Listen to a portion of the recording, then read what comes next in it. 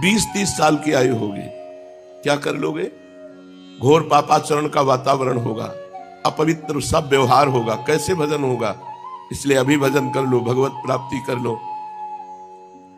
भगवान सच्चिदानंद जब कल्कि अवतार धारण करते हैं और दुष्टों का संहार करते हैं, उस समय से फिर सतयुग प्रारंभ होता है।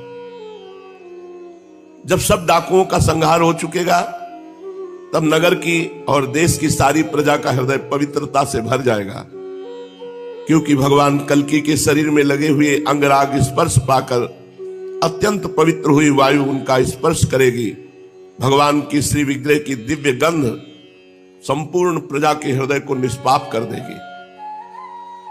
उनके पवित्र हृदयों में सत्यमूर्ति भगवान वासुदेव विराजमान होंगे और फिर उनकी संतान पहले की भांति हृष्ट पुष्ट और बलवान होने लगेगी। प्रजा के नयन मनोहारी हरि ही धर्म के रक्षक और स्वामी हैं। वे ही भगवान जब कल्कि के रूप में अवतार ग्रहण करेंगे, उसी समय सतयुग का प्रारंभ हो जाएगा और प्रजा की संतान परंपरा स्वयं ही सतोगुण से युक्त हो जाएगी। जिस समय चंद्रमा, सूर्य और बृहस्पति एक ही समय एक ही साथ पुष्य नक्षत्र के प्रथम पल में प्रवेश करते हैं, एक राशि पर आते हैं, उसी समय सतयुग का प्रारंभ होता है। परीक्षित, चंद्रवंश और सूर्यवंश में जितने राजा हो गए हैं या होंगे, उन सब का मैंने संक्षेप में वर्णन कर दिया।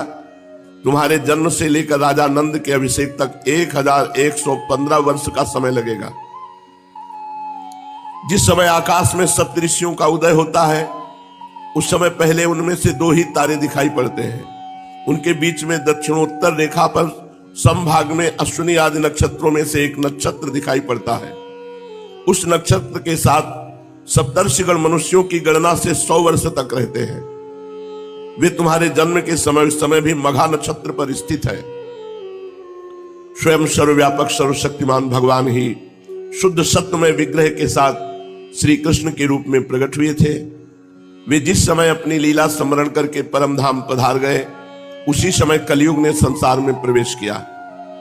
उसी के कारण मनुष्यों की मति गति पाप की ओर ढुलक गई।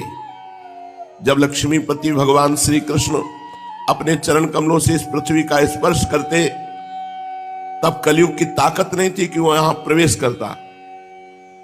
जब भगवान अंतर्धान हो गए, तब कलयुग का प्रवेश हुआ। परीक्षित, जिस समय सप्तऋषि मघा नक्षत्र पर विचरण करते रहते हैं, उसी समय कलयुग का प्रारंभ होता है। कलयुग की आयु देवताओं के वर्ष गणना से 1200 वर्षों की और मनुष्यों के गणना